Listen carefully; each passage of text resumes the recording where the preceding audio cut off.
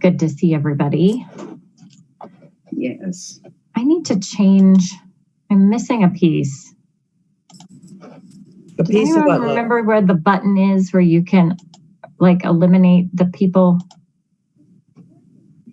like hide the people that don't have their video on? Who remembers how to find that? I've never done it, Mayor. There is a setting. Yeah, there's up in the right corner, up where the hide non-video participants. That will help me out a little bit. There. Now I can just see the people with the smiling faces. Hello. Okay. I will now call to order the study session meeting of May 3rd, 2021. Due to the COVID-19 pandemic, this meeting is being held electronically, and members of council are participating remotely pursuant to the council's electronic participation policy. Public access to the meeting is available on the Local Government Access Channel 8 for Comcast subscribers, on the city's YouTube channel online, and by telephone using the call-in numbers posted on the meeting agenda. Joanna, will you call the roll, please? Mayor Leidy. Here. Mayor Pro Tem Wilford. Here. Councilmember Witkovich will be absent tonight. Councilmember Peterson. Here. Councilmember Downing. here. Councilmember Brown. Here. Councilmember Goff. Here. Councilmember Duran Mollica. Here. Councilmember Escobar. Okay. So we have quite a few items on the agenda tonight. We are going to begin with the Ward 4 Council vacancy process update. So Joanna Small, our city clerk, will update the council on this process. Good evening, Mayor and Council. As you'll recall, at the April 26th regular City Council meeting, staff presented a proposed timeline for the filling of the Ward 4 Council vacancy. And Council was very helpful, and we decided on a timeline at that meeting. Since then, it's my understanding from the city manager and city attorney that Councilmember Escobar's resignation date will take effect sooner than originally planned, and as soon as May 14th. So staff is back tonight to let council know that that proposed timeline needs to be tweaked slightly. We lose almost 30 days, but based on the timeline that we had to begin with, only a few items will need to be changed. So a revised timeline would include the mailing of the postcards and the official notice happening that same week of May 17th. The application period would still open on Thursday, May 20th. The changes include the application period closing 3 days earlier. So applications would be due to the city clerk's office by Friday, June 4th. The change would also move the interviews up by 1 week. So they would be held on Monday, June 7th. And then it would also move the appointment up 1 week to be done at the regular city council meeting on June 14th. So based on the discussion at the last meeting, I believe it was the intention of all of the council members to be present at the June 14th meeting, which was originally scheduled for the interviews. So the question tonight is whether all city council members are planning to be present at the June 7th meeting so that we can make those changes and move forward with a new schedule.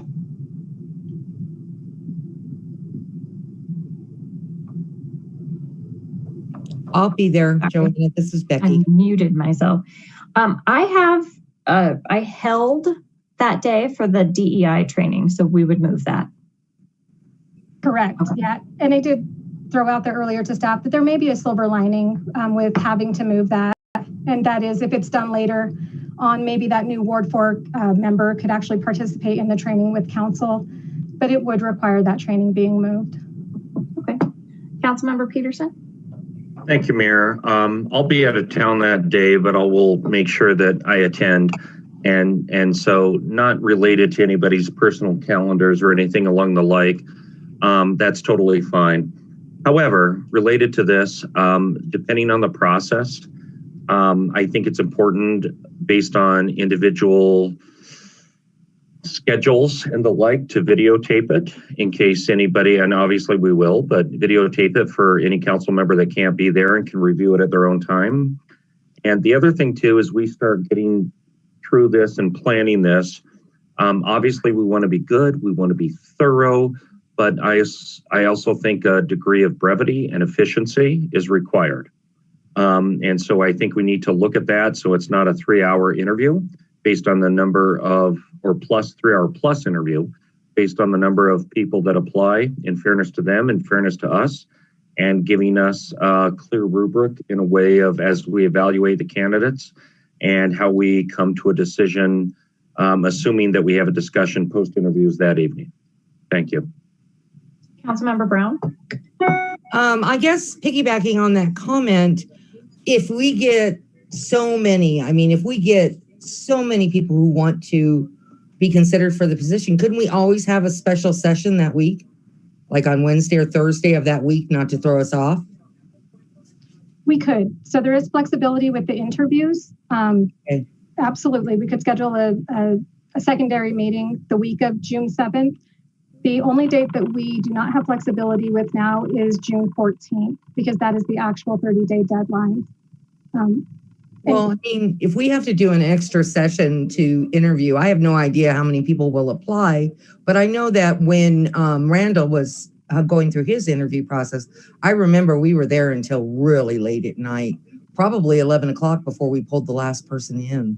So thank you for bringing that up, Randall, because I think that's really important. So what else is on the agenda for June 7th? I don't think there's anything, so that might be helpful. Yep, there's not. We're going to specifically hold that meeting just for the Ward 4 vacancy interviews. And that's primarily to avoid having such a lengthy meeting. In the past, we had held a special meeting prior to some interviews. So that made the meeting run long.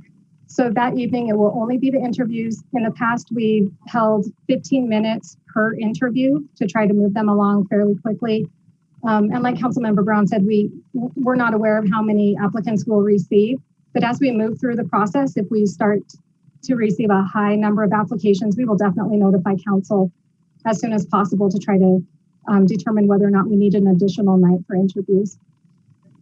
Great. Councilmember Peterson? Thank you, Mayor.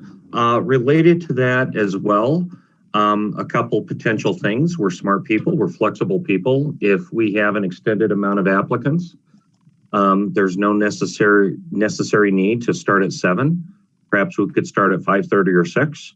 And if the situation arises and demand indicates with applicants, we can potentially have these over 2 days too. So a lot of flexibility here. I want to be fair for all of us so we can ask the questions and we can deliberate in a efficient way, and as well this is neither here nor there, but be fair to the applicants as well. So lots of options. So let's think outside the box to make this the most efficient in terms of how we ascertain our knowledge and how we go through the process. Okay. Any other further comments from council? So I think Joanna was hoping to find out, is anyone going to be absent for the 7th? Antonio. Okay. Councilmember Escobar. Thank you, Mayor. I was just apologize for being late signing on. I wanted to make sure that it's clear that my resignation date has not changed. It's still June the 11th. However, if my house sells and if it closes before that date, then I am no longer a resident. Then my resignation will take effect. So I have not moved my resignation to May 14th. Is that clear? Heather? Thank you for that clarification, Councilmember Escobar. However, in talking with the city attorney, we've adjusted the time frame because if for some reason we get between May 14th, it's just not going to work. So it's easier to go ahead and take that earlier date. So that's the discussion that I had with Corey. And so I'm sorry if there was some miscommunication on that. Your new resignation, that the resignation date is not changed. However, we have to use a date in order to make this process work. Otherwise, council won't be able to meet the obligations under the charter. No, I understand that. I just wanted to be clear that, anything can happen. They could put the money on the table tomorrow and I'll be gone before the 10th. Just when do they close? Well, we're still not replacing you before you've resigned. So I know, I understand that. Randall. Hard to leave, so have to fight for every breath you can get. Councilmember Peterson. That's a good problem to have, Antonio. Mayor Pro Tem Wilford. Thank you, Madam Mayor. I would politely like to remind my colleague, Councilmember Esquivel, that we have a ward meeting on May 13th, so he better not resign before then. Thank you.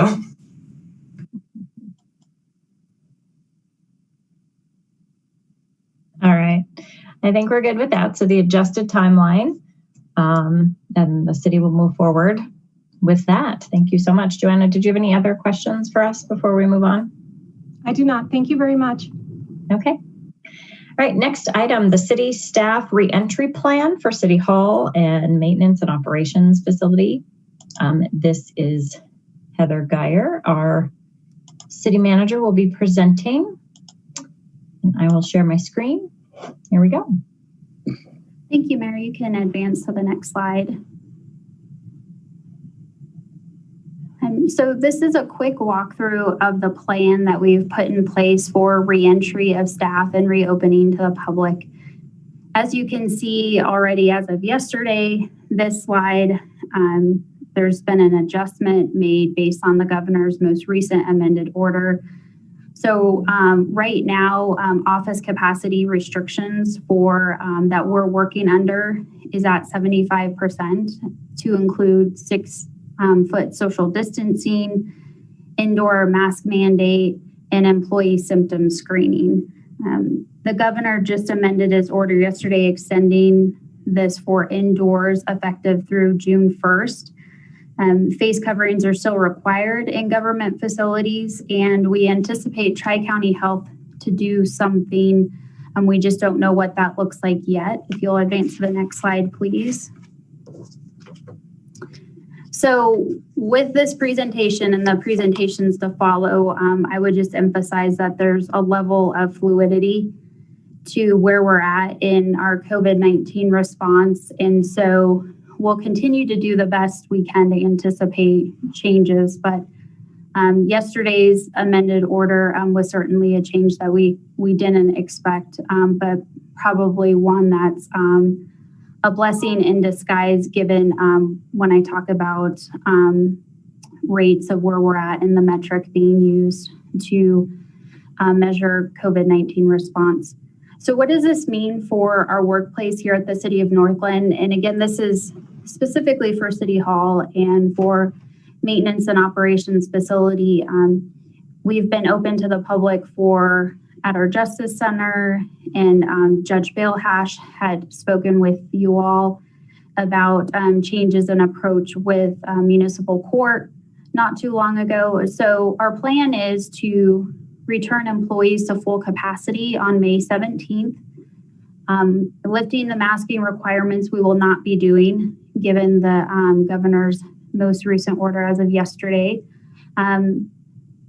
We will not be required to do symptom screening, however, and social distancing. So as you can see here, when we weren't anticipating an extended masking order, we were going to continue to encourage employees to wear masks if they chose to do so. We'll emphasize continued hand washing, use of hand sanitizer, employees needing to stay home if they feel sick, and then to follow CDC quarantine guidelines. Again, the mask order was amended, and so that'll stay through June 1st. And then anything additional that Tri-County Health Department may follow through with.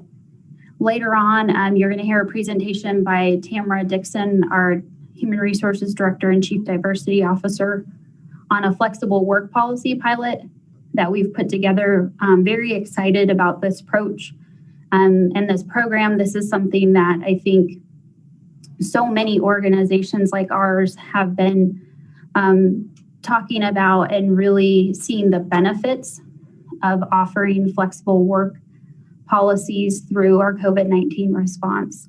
And then we're planning to reopen to the public on June 1st. And so that's the day after Memorial Day.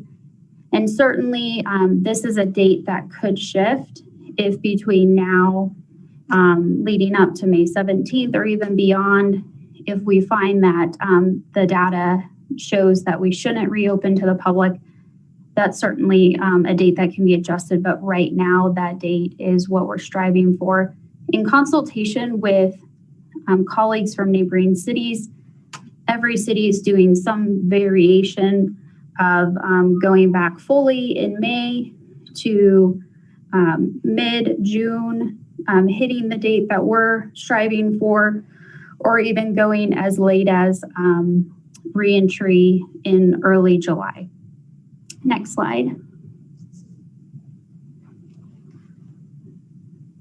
So the metrics that Tri-County, well, that are being used, not just Tri-County, but generally that are being used where we're at in our COVID-19 response is a hospital admission incident rate per 100,000 population. And that rate has gone up. I included a rate in the memo, and the rate as of April 30th has gone up to 1.4206, which is an increase, not significant, but an increase over that metric. And so you can see that puts us in the level clear in the bottom bullet, but inching up to that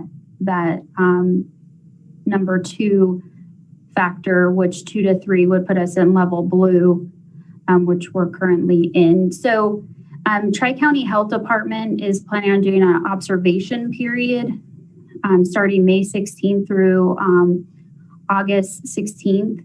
Councilmember Duran-Moloka, please interject if you have any data or information that's more recent than the information that we've been given. So this observation period is something that council can consider, especially in talking about the discussion later on in resuming in-person council meetings. But that's going to be a period that they use to really assess where we're at in our COVID-19 response. And certainly, in listening to Dr. Douglas speak last Thursday on the weekly call, there is continued concern about variant strains.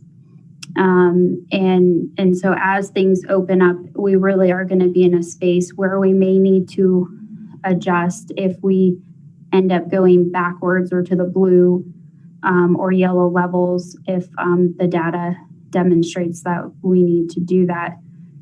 So tonight's conversation is to answer any questions to gauge initial feedback that you might have in regards to this reentry plan. And that is the end of the presentation. Councilmember Brown. I just want to say that I don't think it's, Heather, if you think that that's how you're ready to go, I don't think it's council's place to tell you you're right. You know what I mean? That's an administrative side, but I'm fine with your plan, but I don't think that it needed to come to council. Doesn't seem like, that seems like something that would fall under your purview. I appreciate that, Councilmember Brown, but I did want to share it with all of you, and because, it's a moving target, and there is a correlating piece to the discussion you're going to have with resuming in-person meetings. So, based on that discussion later tonight, I may make a shift. I don't want my comments to come off negatively, Heather. I'm just struggling lately on council getting into things that we really are administrative. So I just wanted to throw that out there and say that, That's all on you, sister. Okay, well, hopefully I'm right then. One person's opinion. Councilmember Malika. Quick question. So what's the plan if somebody feels uncomfortable coming back, whether or not they were able to get the vaccine, because you're not basing that off of vaccine, right? I know my office, you can't come back unless you had the vaccine. And then also, folks who may feel uncomfortable with other people not masked indoors, regardless of what Tri-County says. Sure. The first piece with vaccination. So as an employer, I'm not able to ask if someone's been vaccinated. So it's interesting with the governor's amended order that if there's a group of 10 or more and 80% of those individuals are vaccinated, you can go maskless. So just picture me hosting a leadership team meeting on a Tuesday morning. I'm not in a position to ask my team members if they're vaccinated. So, what we would be doing is masks no matter what. You need to wear your mask. If an employee has a discomfort, not completely comfortable with coming back for whatever reason, we'll be holding listening sessions here in May for Rupa, Tamara, Diana, and I to gauge, what questions or concerns might there be, and to encourage employees to reach out to human resources to figure out what options exist. As you'll learn in a few minutes, some employees will be able to utilize a flexible remote scheduling pilot program that we've designed. Some employees won't be able to do that. So what do we need to do to help create a level of comfort for that employee? And that'll be on a case-by-case basis. And if we're seeing some overarching trends or patterns, then we'll talk about that as a leadership team and make the appropriate adjustments. Okay, great, thank you. And I'm really excited about the pilot program you guys are going to just be talking about. I think that one thing that COVID did is made us realize that work is different. Then we could work differently and still be effective and work really productively.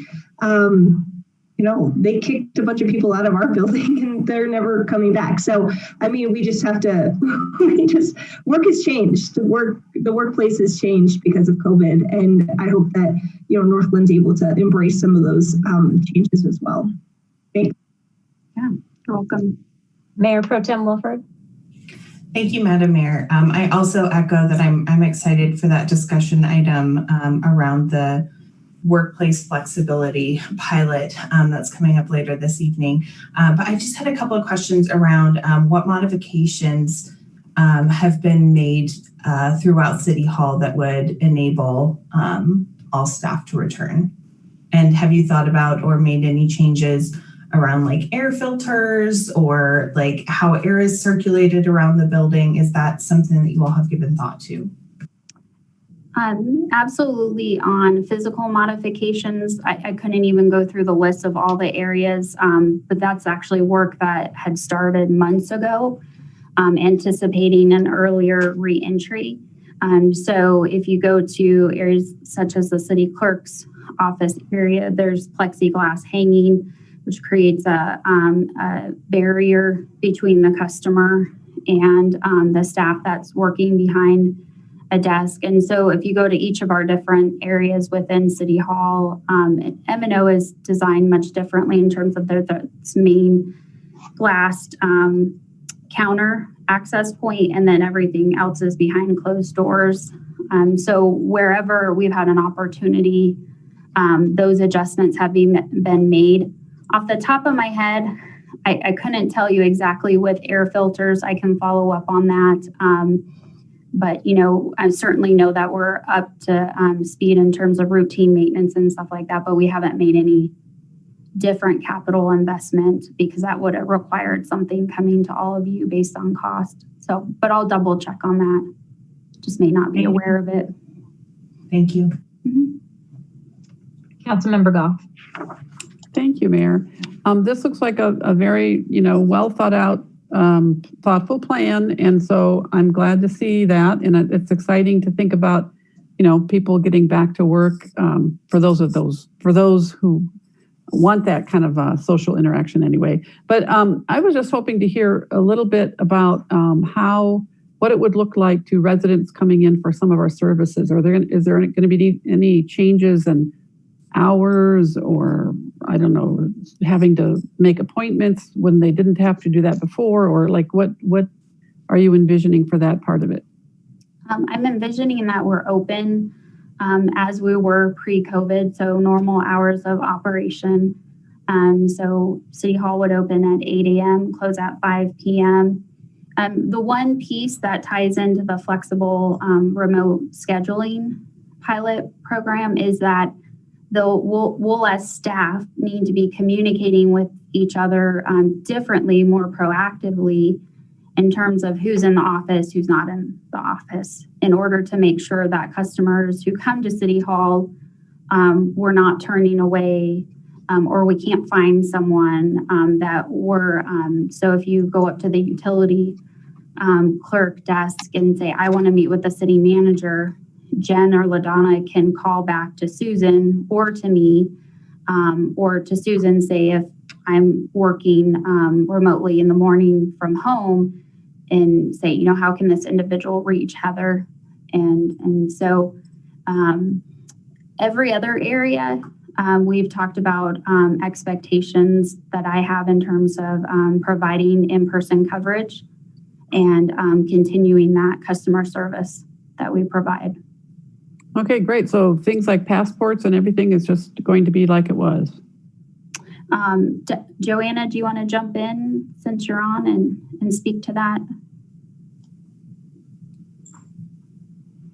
Sure. Great question, Councilmember Goff. I wouldn't say exactly how it was before. Okay. We wish we could just travel back in time and start right up where we left off. We will be able to provide the service. It may be a little different though. Obviously the staff members in the city clerk's office may not be eligible for the flexible work arrangements policy like employees who aren't public facing. With that, we will be able to offer some level of service. It just may not be back to 100% where we were prior to COVID-19 and to City Hall shutting down. But we will definitely be able to offer the service at some level to customers. All right, good. Thank you. I just wanted to make sure for anyone who's listening, what they might expect or what it would look like to them. So thank you. Any other comments or questions for Heather tonight?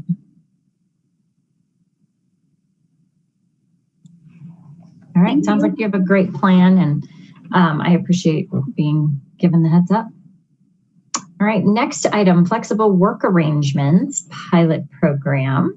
So we have our Human Resources Director and Chief Diversity Officer, Tamara Dixon, with us tonight. I will share my screen and turn it over to you. Welcome. Good evening, Mayor, council members. Thank you for having me here tonight to walk through a program that we believe. Am I the only one having trouble hearing Tamara? Tamara, can you try your volume? Maybe lean in and see if that. What about now? It's very, very faint. Bob, any ideas on how to get our volume up?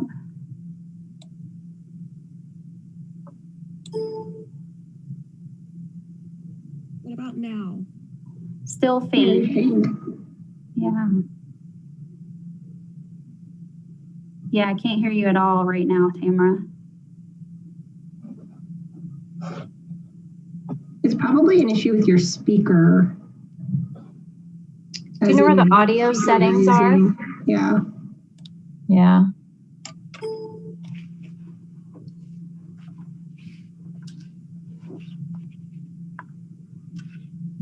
Sometimes mine change when I go from meeting to meeting. Yeah. And I have to reset.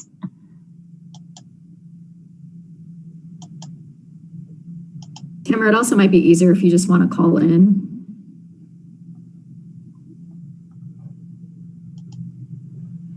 Rupa, what's the number? Yeah, let us get it for you.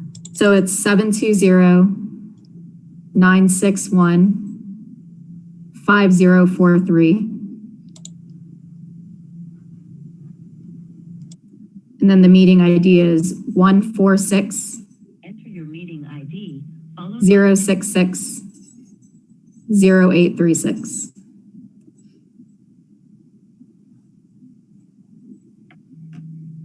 Enter your participant ID. You are in the Ring Central meeting now. There are 18 participants in the meeting. Okay, just mute your.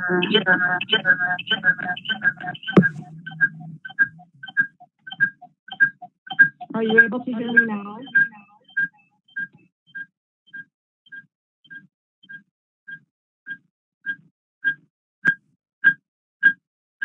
You might need to turn off the sound on your computer now completely.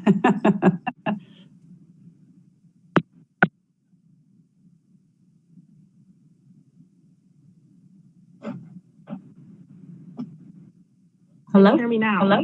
Yes. Yes. Oh, we're still getting the feedback a little bit. So my computer is muted. Well, your Zoom, your mic is muted, but you need to turn the sound off to your computer. Okay. You know, you'd think after a year of doing this that we would have this technology thing down. My apologies. I've been having Ring Central sound issues all week, so I'll need to circle back with you, Bob. Good evening. Thank you for having me here tonight to walk through a program that we believe will not only be beneficial to our employees, but to the city as a whole. You know, we're striving to be that employer of choice, and we are an employer where excellent public service thrives. And we want our employees able to balance providing that excellent public service with their home lives. So next slide, please. So before I jump into the particulars of our flexible work arrangements pilot program, I want to take a step back and talk about what we've learned over the past year and why we put this pilot program together. I really appreciate Councilwoman Duran Mullica's comments because she's absolutely right. First, we believe the pandemic taught many organizations that teleworking and flexibility works. We know that this pandemic had an unprecedented impact on the workforce, causing many, if not all, organizations to implement a temporary remote work practice to accommodate this sudden need for us all to socially distance. Research shows that prior to the pandemic, about 30% of the workforce was working some hours at home. That jumped to well over 50% during the pandemic, and I think that's a low estimate. Gallup recently conducted a poll of the workforce, and of those employees that participated, 2/3 of them said they wish to maintain some remote work going forward. So absolutely, the landscape has changed. So we put this program together because we think encouraging flexible work arrangements plays a really important role in preventing burnout and preventing stress, and really allows our employees to increase their productivity. It's known that when employees obtain more balance between their work and their home life, this is when engagement rises. Absolutely a goal of ours. So the employer will benefit from this as well. Being flexible just provides increased morale and also commitment to the organization. So we also have the goal of reducing turnover, absenteeism, and tardiness, and we believe this pilot program will help us with that. Next slide, please. So now I'd like to, is there a slide before that, Mayor? I'm missing a slide. Okay, next slide, please. So I want to go through, before I speak to this slide, I do want to talk in general about the pilot program as a whole. I'll shortly go over the different types of flexible work arrangements, But no matter the type an employee chooses, they're all inclusive of these guidelines that we have to follow if we are able to participate in it. As I spoke about on the previous slide, engaging in a flexible work arrangement has to provide a benefit to the city. So an employee must maintain or increase their level of productivity and their level of customer service provided. No employee can work a flexible work arrangement without the approval of their supervisor and their department director. As Heather mentioned a minute ago, we're clear that this program is not available to all positions and all employees. The reality is we have certain positions that are customer facing daily, and so we have to maintain that. So essentially this program applies only to positions which can effectively and efficiently be accomplished by working at home or from some other location with minimal supervision. I think a point to make with regards to working from another location, this program will not apply to permanent residents outside of the state of Colorado. That's not something we can support as a city. Next slide, please.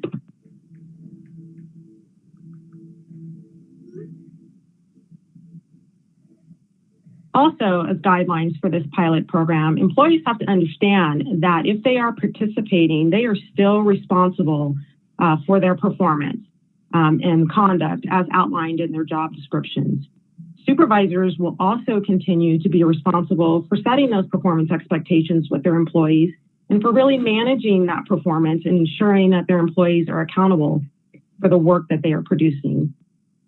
This flexible work arrangement pilot program is really considered a reward. It's not a given. So employees really, again, have to maintain that high standard of performance in order to participate. Next slide, please. So I've talked about the type of flexible work arrangement that an employee might choose. So I want to walk through the different types that we have included in this pilot program and briefly explain each. The first is a flexible schedule. So a flexible schedule is one where occasionally an employee's start and end of shift may vary based on either the needs of the job or the flexibility needs of the employee. For example, my standard work shift is 8 to 5, but this week I need to get my daughter to dance camp at 5:30. So I might ask Heather, this week, may I work 7 to 4?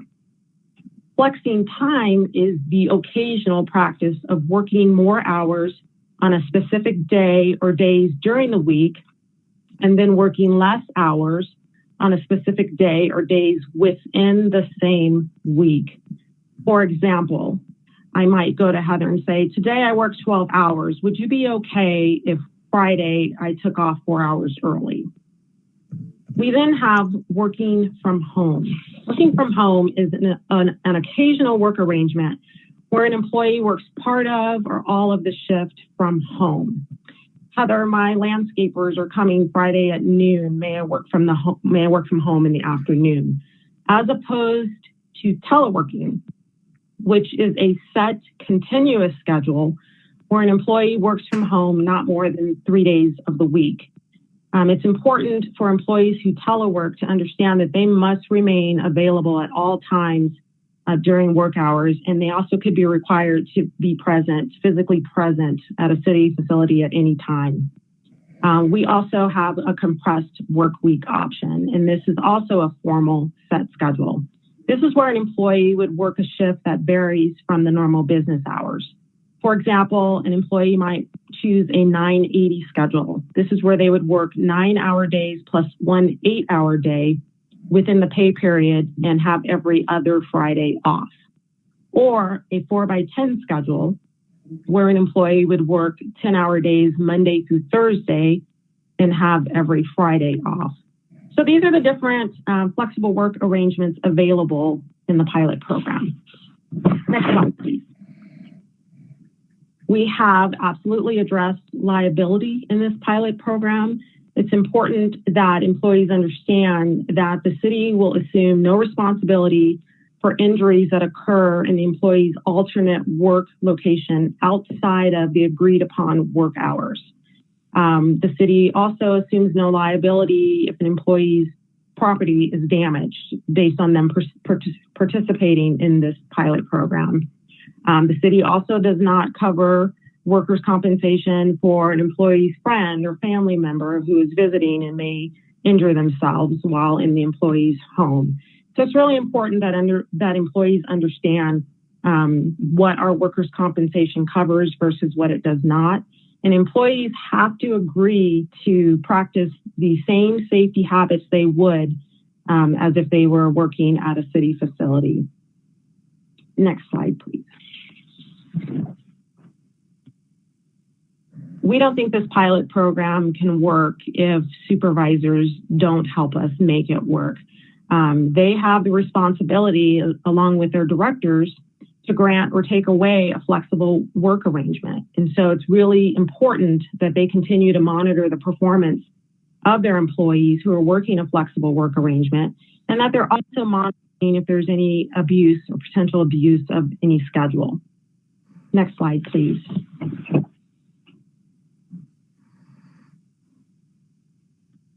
Employees also are responsible for helping us succeed with this pilot program.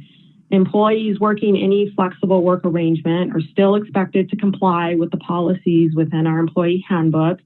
And it's really important that they understand that they have to optimize not only their productivity, but their customer service levels as well. And it's important that they understand the expectations that we have of them, whether they're working in a city facility or winner turkey dinner. Really? Next slide, please.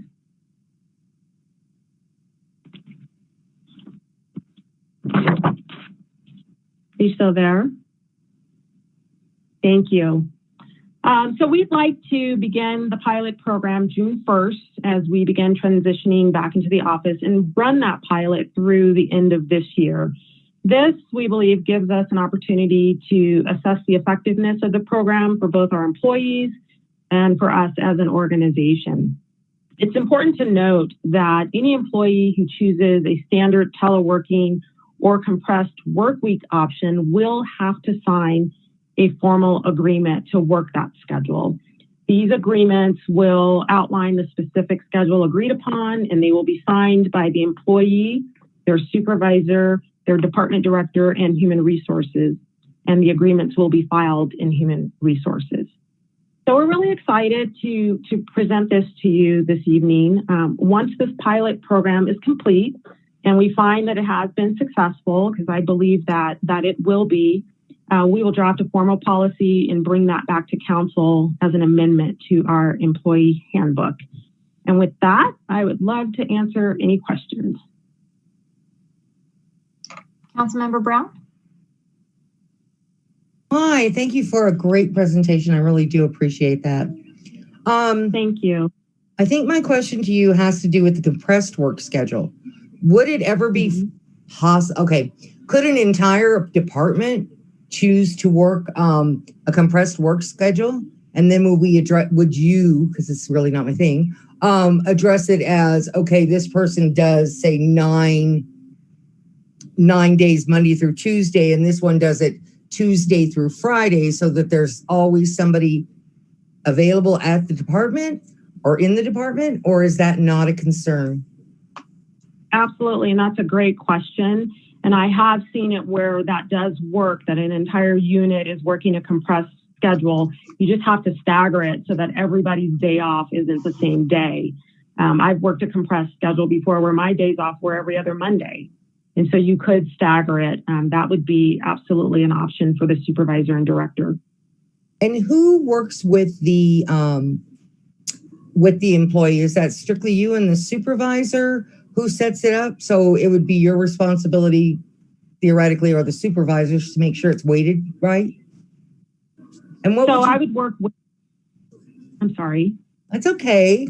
My last question for you, I think, is going to be, is that going to be based on seniority, who gets that precious Friday off? Or how do you plan on handling those types of situations? Thank you. I'll let you talk. Also a great question. And as I've been in different organizations, seniority has been used because Friday is the prime day, right? So you would use seniority if everyone in the unit is asking for the same day off. And I would work with the supervisor and director to make sure those schedules made sense. Well, like Council Member Duran Melika said, the world has changed. I haven't applied for one job where it's not remote. It's just the way we're doing business now. So I am very thankful that they're bringing this to the city. And like I said, Heather will have it because Heather and you will have it. Thank you very much. Thank you. Councilmember Goff. Thank you, Mayor. Yes, Tamara was a good presentation and answered a lot of my questions. Very clear. I just wanted to know in your examples that you gave about, asking someone for the different options, you kept saying Heather. Now, and I'm assuming that it was just your example because she's your supervisor and not that Heather is going to be the one that has to approve all of these. I just wanted to clarify because that seems like an awful lot of work. That is correct. I was using myself as the employee and Heather as my direct supervisor for the example. Great, thank you. You're welcome. Mayor Pro Tem Wilford.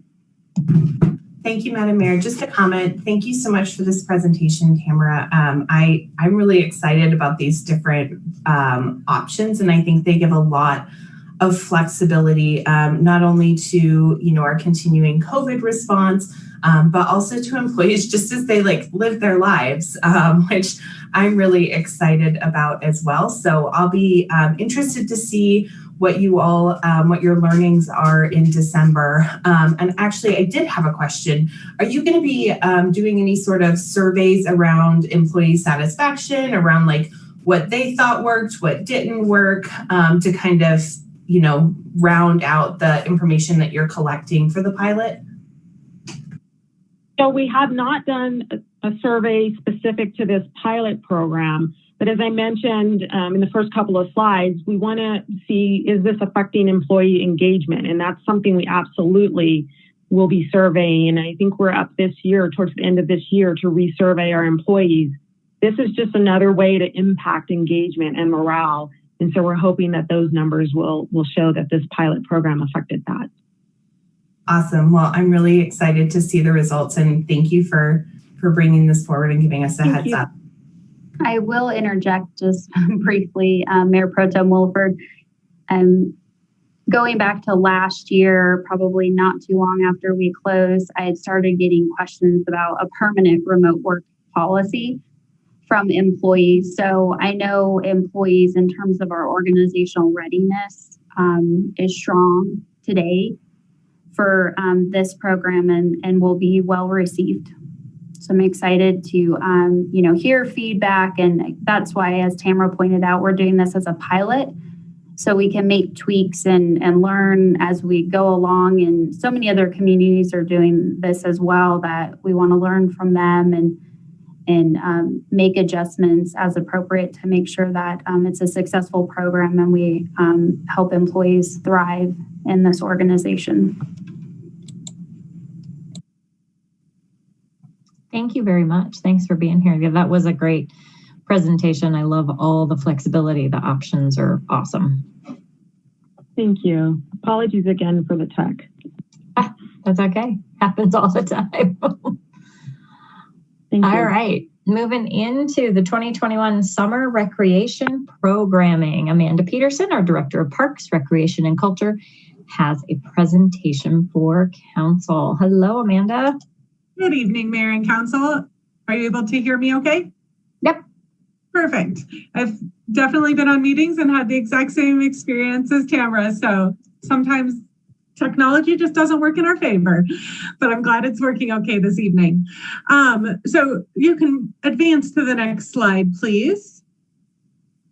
The goal of tonight is just to talk a little bit about our approach to summer recreation programming. As we have gone through the last year, we have certainly learned to be flexible and will continue to be flexible as we go through this recovery phase. Our guidance for this summer, our approach this summer is optimistic but cautious.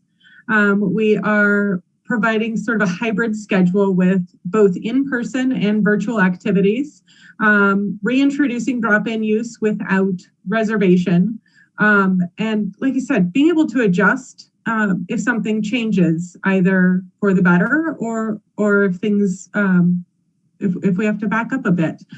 Staff are ready to do that. We can go on to the next slide. In aquatics, I'll kind of go through some individual program areas here with what we've got really reopening compared to what we have had over the last few months. We've had aquatics programming. It's been pretty limited to individual or private swim lessons with a few water fitness classes and lap swim and swim team practice. We'll be reintroducing open swim, pool parties, and pedal boats this summer, and expanding swim lessons, water fitness, and lap swim and swim team to the extent that is appropriate at the time. Swim lessons will go from 1 participant to 3 participants, but still not opening all the way up to 6 that we traditionally have. So that's just one example of the kind of gradual reopening we're looking at. Can move on to the next slide.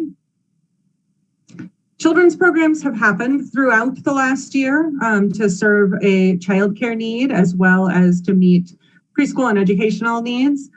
This summer, we are going to, again, provide day camp. Right now, we are full with 40 participants.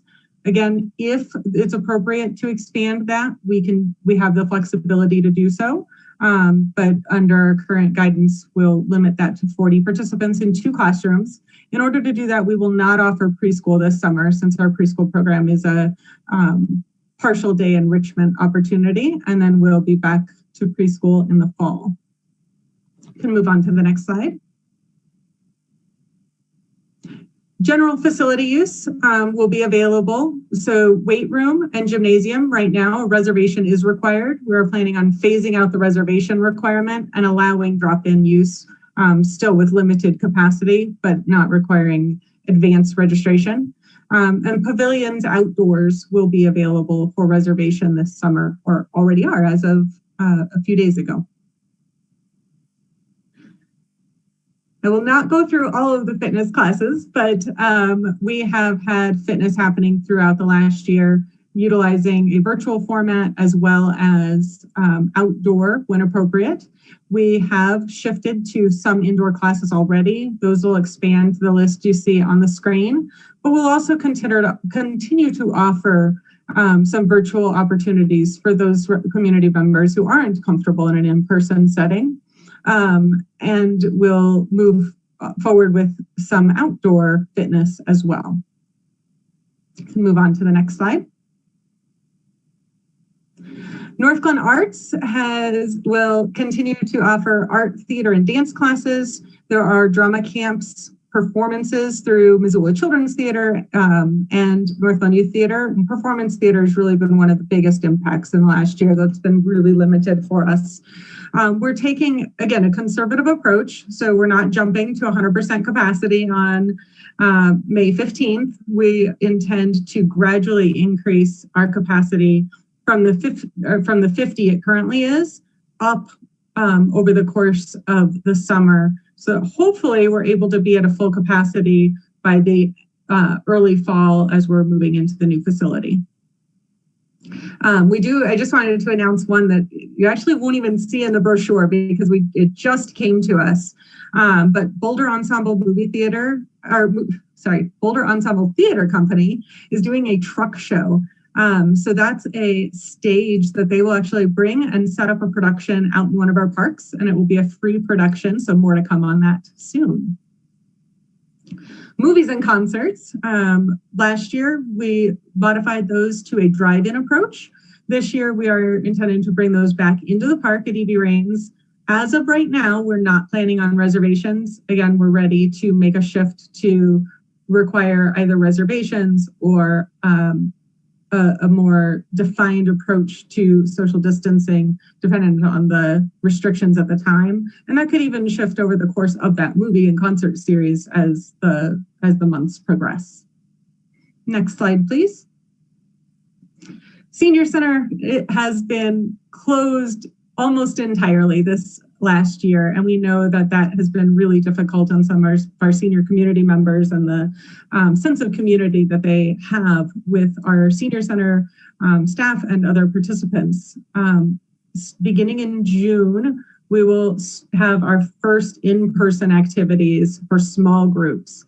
So we'll be offering some outdoor activities. The Art on Parade breakfast, senior picnic, the dog park meetup actually is scheduled for this Wednesday outside. We'll have some hybrid activities like the book club where an individual can choose to participate either virtually or in person. We have a few indoor activities that'll have some limited participation. And then we'll have a few activities that will remain virtual, like the Spellbinder storytelling series. Next slide, please. Sports really have been ongoing throughout the last year, particularly our outdoor sports. But we will continue those as we move forward into this summer with both youth leagues and programs and adult leagues and one-time events. Can move on to the next slide. The only other item I wanted to share with you, we will be producing a recreation guide for the first time over the last year.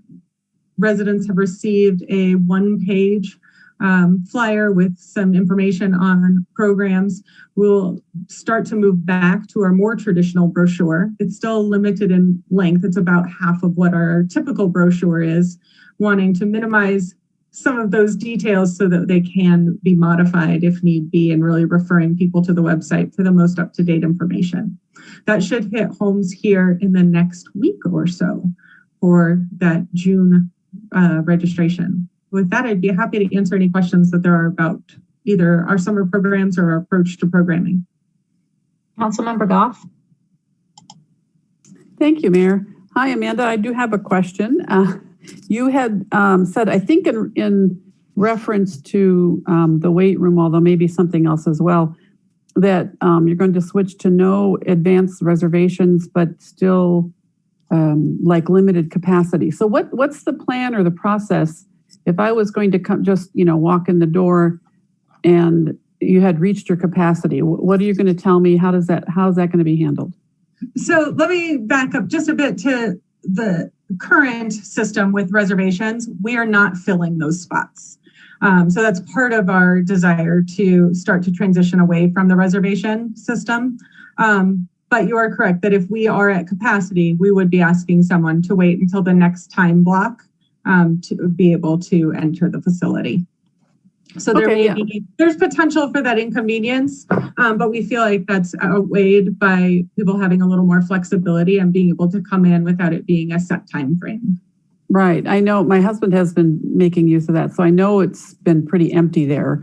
And I know when you have to make reservations, it's, like an extra step and then you just don't do it. But I was curious that you had, what kind of process was in place, because it's on the off chance that it could happen. Mm-hmm. And again, as I said, we'll be flexible. So if that seems to be a continual concern for us, where we're asking people to wait for another patron to leave, we can certainly revisit the reservation system. Okay, thank you. Any other questions for Amanda? No. No, that was another thorough presentation. We are just knocking them out of the park today. Thank you so much. That was helpful. Thanks. All right, our final item tonight is resuming in-person city council meetings. Our city manager, Heather Geyer, will be presenting. Thank you, Mayor. And if you want to jump to the third slide, we've already talked about, yes, right there. Thank you. And I want to give a thanks to Joanna for tag teaming with me on this item this evening. You'll hear from her in a few minutes. Ultimately, what we'd like to do is get general guidance from council tonight on how you want to move forward, understanding that so much can change tomorrow in the weeks ahead. But we've put together this discussion for your benefit tonight based on information from neighboring communities on what they're doing.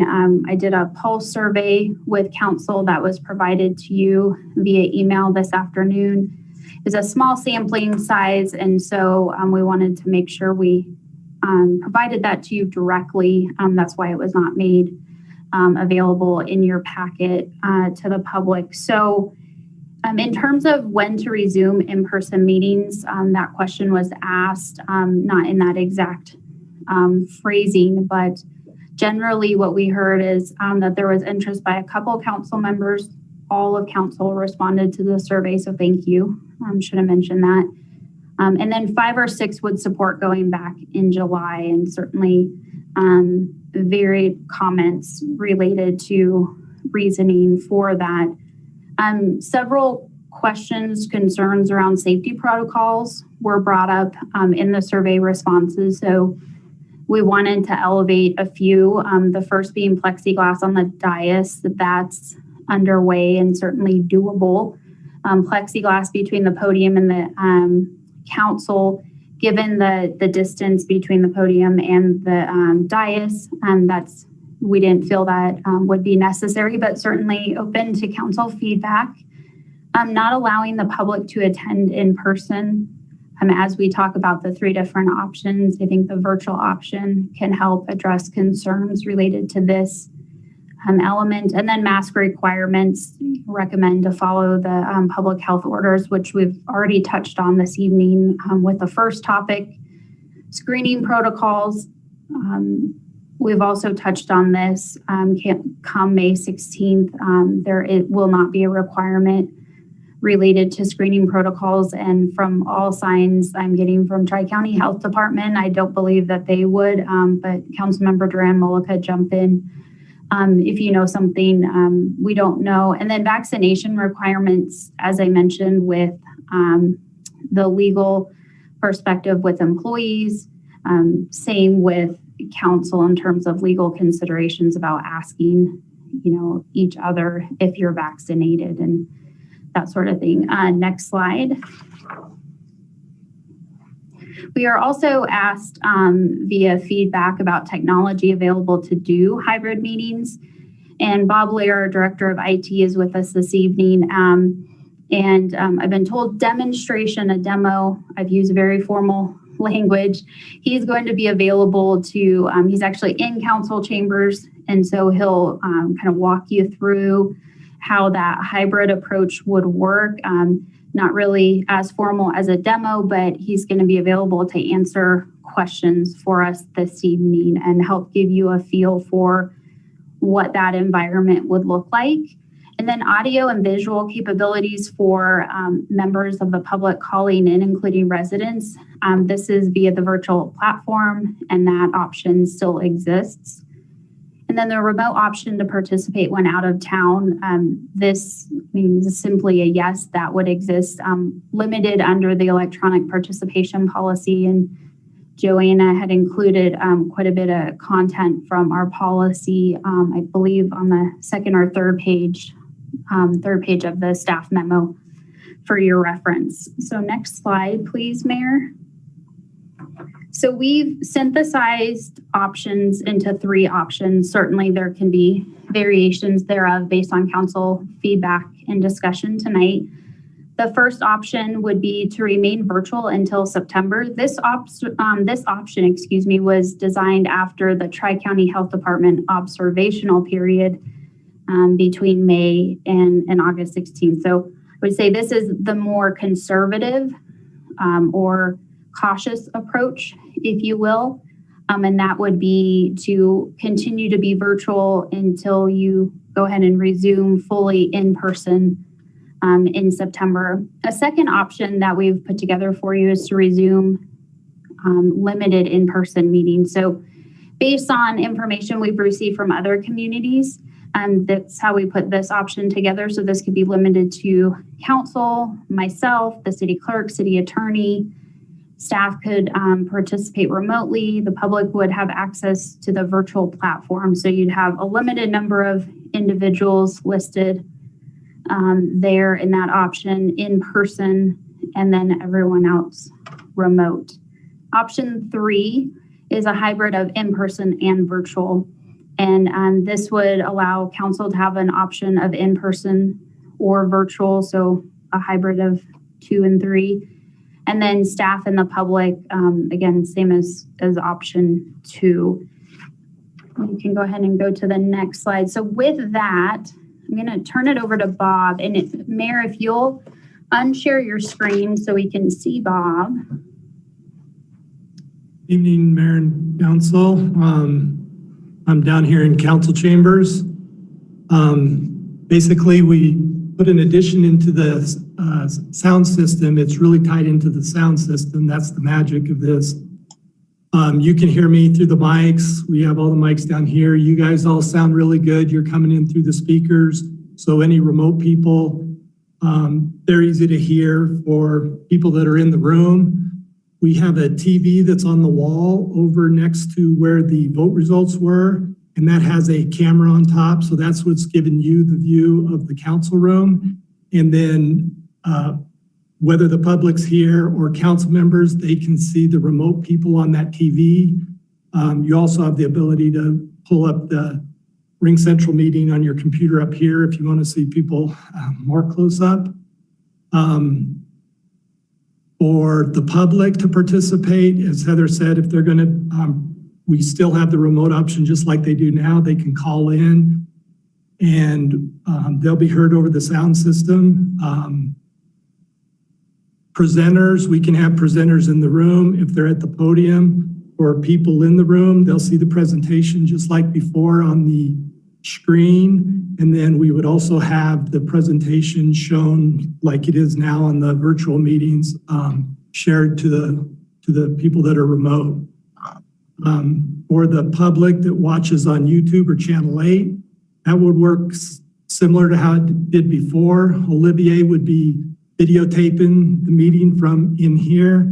He can zoom in when a council member is talking. He'll have the ability to cut to the remote meeting. So if a council member that is remote is speaking, or if we had a remote presenter speaking, he can cut to their feed so they show on the YouTube Channel 8. So that's just kind of a talk through of basically how it's all set up. There's not really a lot to show you because this is the meeting and you're obviously familiar with the remote meetings. We've been doing those for a long time. So I can answer any questions about the tech side and then any of the more questions related to other issues. I think Heather will address those. Councilmember Malika. I just want to say quickly, you sound fantastic. And I mean, although you're a little itty bitty on the screen, you said that you could put, you said that we could log in from our desktops as well if people want to see us closer. But the audio is fantastic. And so that's really encouraging for me. Great work. So can I clarify that? Because I think I misunderstood that piece too. So Bob, do we have cameras on the computers where you're sitting? Or did I hear you say that if a council member on the dais was speaking, Olivier would just zoom in? As far as the sound, we can't have webcams basically on these dais computers because we'll get feedback. So the sound system is what's picking up the sound from here, so the microphone. As far as visually though, like I can either look over at the TV monitor and see you guys over there, or I can also bring up the Ring Central meeting like I have on this computer in front of me and I can see it. So that's just, you guys can't see me close up. There's only one camera into the room and that's to get, the wide angle of the whole room.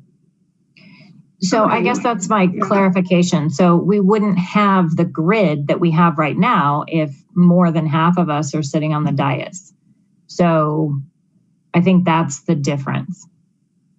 Right. I think though that's the intent is, once these meetings come back to in person, there's going to be less people that are remote, possibly just the public, maybe one council member who's traveling or whatever. It gives them the ability to participate. The important thing is that everybody can hear each other.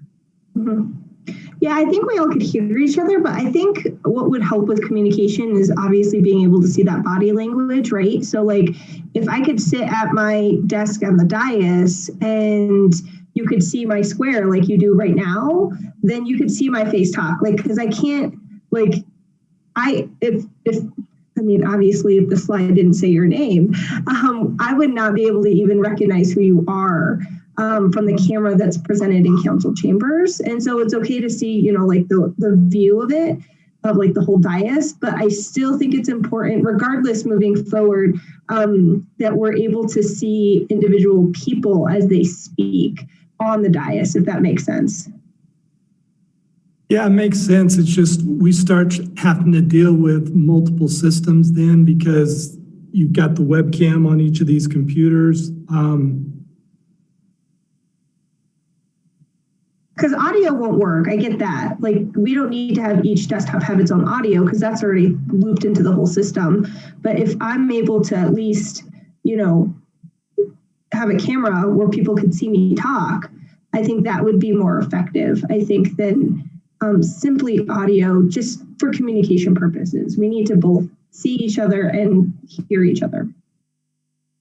Well, and to be honest, I had a I don't know, fantasy, maybe it wasn't a dream really, of still having this grid in front of me for the purpose of communication. Because when we're all sideways, this is much easier for me to see the little blue hands come up. And so when everyone's this way, it's really hard to balance the conversation. I mean, it can be done, but this was such a nice tool that it was like, wow, it'd be really cool if I could still have a grid like this. Even when we were at the dais, but I don't know, it doesn't sound possible. Well, it's possible. I mean, there's just some tricks to make sure that we don't have the microphones hooked up because, you know, we'll get feedback similar to what happened to Tamara tonight. Yeah, I can look into that. You want cameras on each of these? It's just a thought. I don't know. Let's continue brainstorming. Councilmember Goff. Thank you. I personally don't like the camera thing and would much rather be in person. But I understand the concerns that both you and Councilmember Mullica have raised. They're important. I mean, the body language and seeing people's faces, I think we can pull off as council members, you know, with each other, but then the residents don't have that experience. So I see how that's important. My question was, and maybe there's a very simple answer, but if a person, a council member is not physically present there and they're doing this thing remotely, how does the voting work? People that are in the room would be able to vote with the application, and then Joanna would have to call the vote as she does now for any remote members. Okay, yeah, I mean, I kind of thought that's what it was going to be, but I just wanted to clarify that. Thank you. Which begs the point, we're going to need training, retraining on the whole system. You asked about voting, and I was like, oh, how do we do that? We're going to have a little mini training. Councilmember Brown. I think we need to check the policy on whether the person that is off-site can vote once we go all back in, because it was my understanding that the person that was off-site was not going to be able to vote. The vote had to be, and I think we put that in our document. So I would love it if I'm wrong, but I believe that we put that into the document.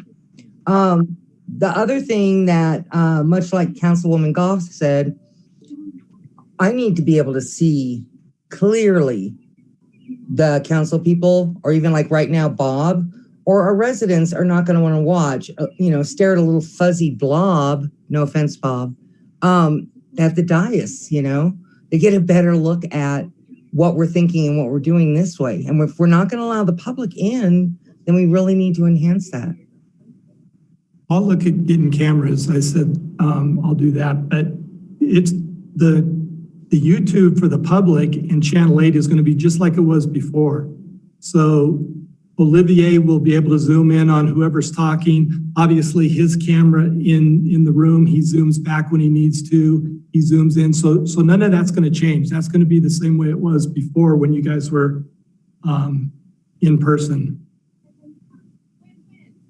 Why is it not that way now?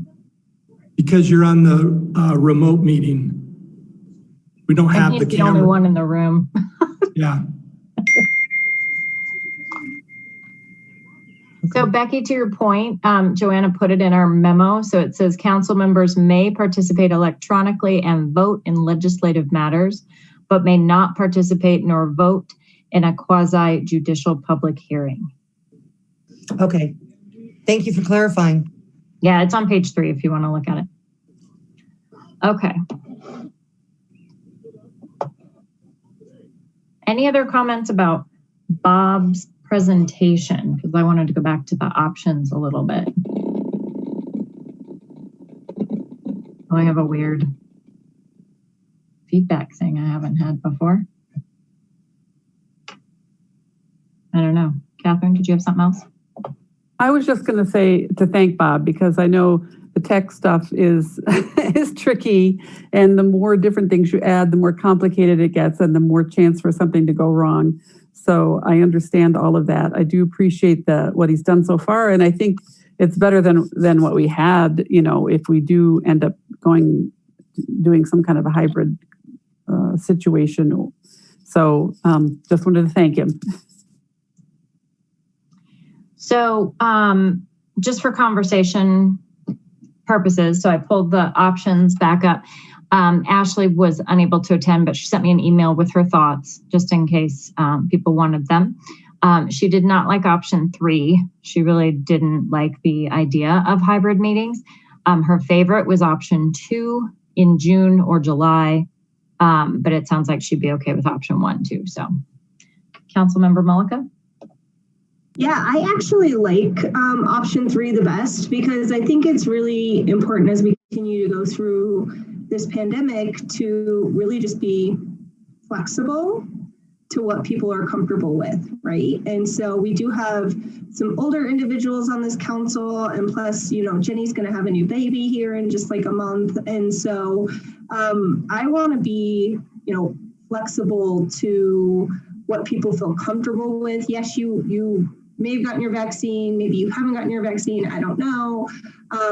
But there's still, cases out there, there's breakthrough cases happening, which means you've been vaccinated and you still get COVID. So, I think that, folks who want to continue to stay very conservative should by all means do that. And folks who are ready to come in and do kind of like an in-person meeting should do that as well. One of the reasons why I think we should consider moving back, and again, this kind of goes back to another point that Heather said earlier, is that we wouldn't have the public available.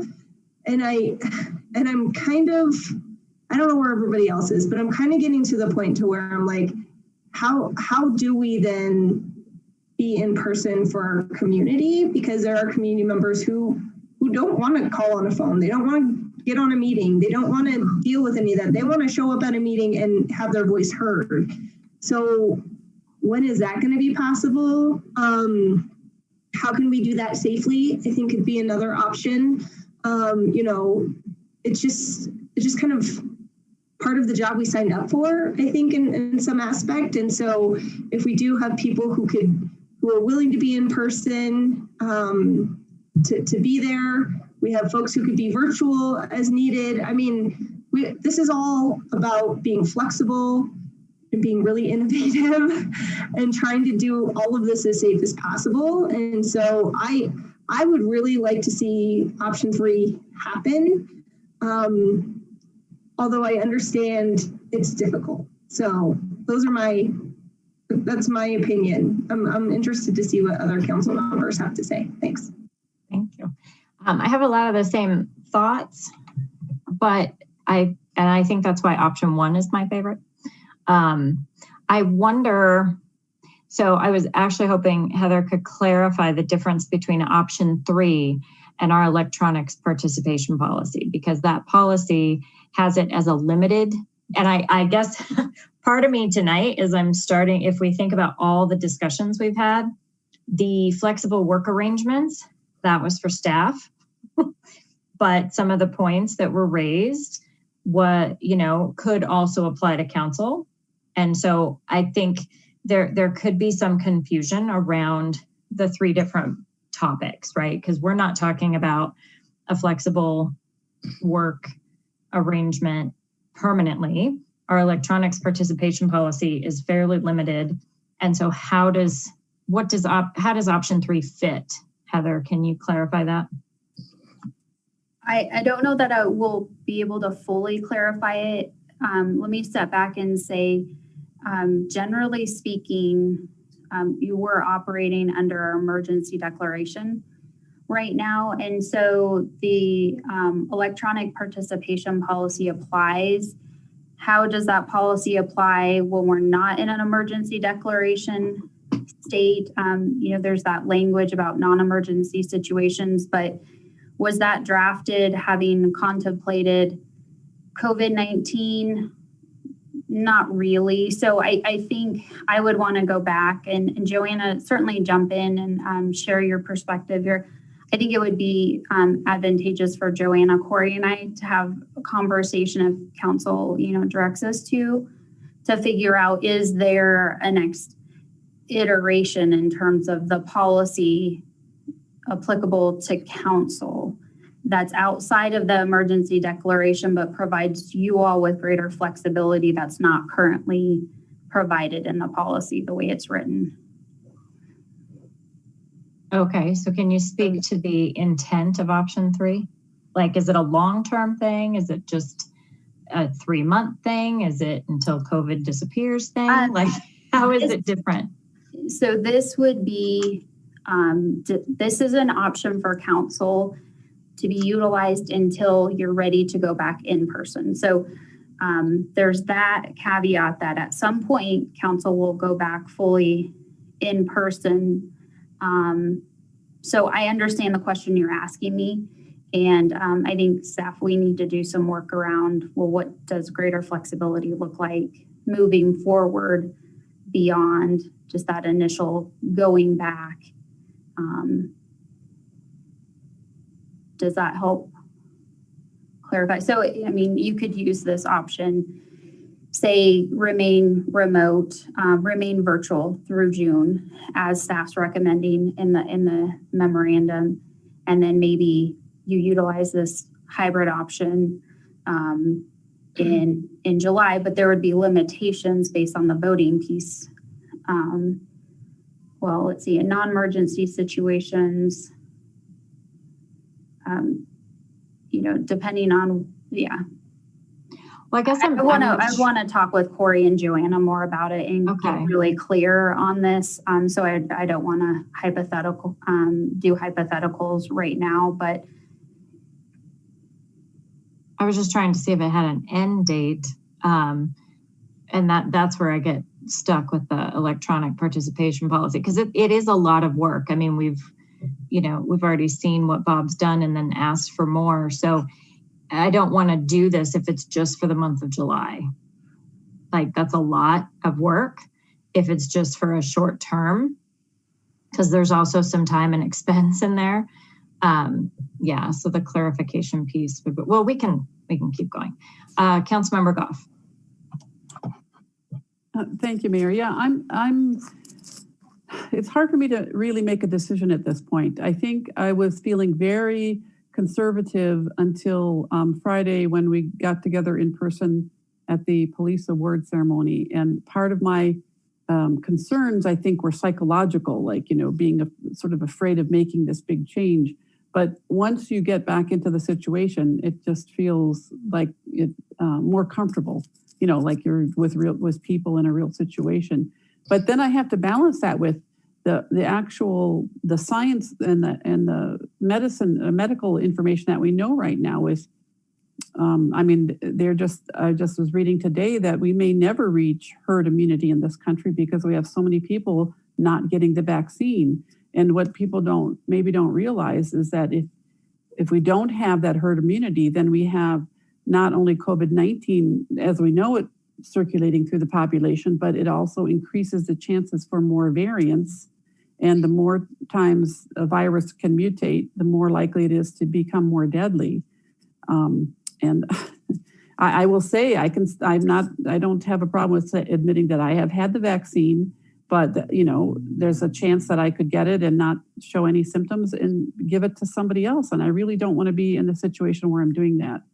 So, I mean, I might almost be more inclined to do option one, just because by that time we should know for sure what we're looking at. Well, I shouldn't say that. we are more likely to have some clarity about what the future is going to look like with this virus in our population. As much as I hate to put it off, I really think it's important for our residents to be able to come in and see us. I have had phone calls with some people who, you know, I've encouraged to, you know, call into the city hall or city meetings to, you know, give input. And I had one gentleman tell me, I don't want to do that. I'm going to wait until I can come in and you know, speak to you in person. So when is that going to happen? And you know, I just had to tell him I don't know. So so I'm kind of all over the board. I think I'd be, you know, willing to consider whatever the majority, you know, would like to consider and make a decision at that time. Thank you. Mayor Pro Tem Wolford. Thank you, Madam Mayor. With option number 3, I was initially like pretty warm to it. But I guess I'm a little confused because I thought that it was hybrid or a hybrid of in-person and virtual, but that our residents would be able to come in. And now that I look at it more closely, I'm seeing that really the only thing that is different between option 2 and option 3 is that council can join the meeting virtually, and that we're not actually allowing our residents to come in person and provide their feedback or their comments or whatever it is they may want to share with us in person. And, you know, I share Councilmember Goff and Councilmember Dremel sentiments that, you know, I too have heard from a handful, right? Like not an overwhelming majority, but definitely a handful of folks who have said that they would like to be able to come in and share their perspective in public. But I'm not seeing an option here that reflects that. And frankly, I don't, you know, given that we can't be asking people if they're vaccinated, and allowing only those that are vaccinated to come into our building. And then there, you know, being questions, frankly, about how long the vaccine is good for, and if we're going to have to get a booster, and what that process for getting a booster is going to look like, and what those variants look like.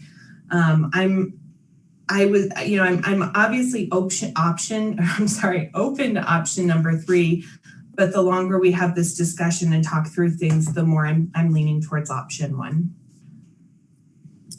Councilmember Downing. Thank you, Mayor. This has been a great conversation, and just listening to Jenny just a second ago, even reinforced my thought process more. You know, I am definitely, I've been kind of all over the board about what I really wanted to do, but the more I hear about the different conversations, also a little bit, I didn't realize how much more work it would take, you know, to set up the option 2, I believe it was. I am really strongly leaning towards option 1.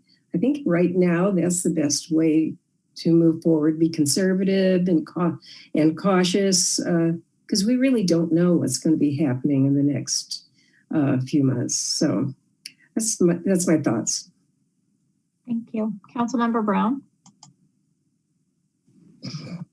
This really is a good conversation piece. I think we're all doing really well with it. I like option 1 for many of the same reasons that everybody else has said, but I would like to review it again before the end of August to make sure that option 1 is even feasible at that point. We'll have gone through the summer. where crowds tend to gather more, and we'll get a real feel for where we are by September. So that would be my only suggestion. I, of course, would go with the majority, but it sounds like option 1 really is the majority now. Originally, I thought option 3, and then I bounced up to option 2, and then I thought of the budget like Joyce did, and I'm going to stick with option 1, Alex. Thank you. Hey, can I throw out a concept? Because I was thinking about what Councilmember Goff mentioned and Mayor Pro Tem, as far as we do want to engage with the public. This is not, I don't want anyone to think that we're avoiding the public. That is not the purpose. And so what I have been kind of, I don't know, bouncing around in my own head is, you know, through these summer months, we will have events that we can attend. I have thought about having, instead of a virtual mayor's coffee, I'd like to have something outside, because I do want to engage with residents. That's not what the avoidance is. It's really about keeping the whole community safe. And I have expressed in other venues my concern with this observational period that we're going to have all summer, where it's just kind of like, okay, you know, our hands are up. Doesn't totally feel like a science-based decision. So we're just going to check it out and see what happens all summer. That makes me really nervous.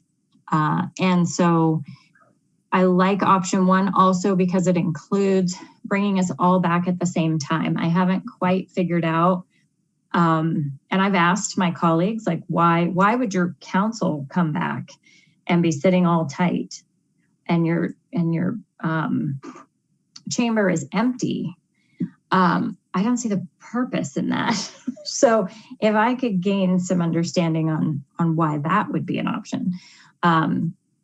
But, you know, balancing that with, could a ward meeting be outside? Could a mayor's meeting be outside?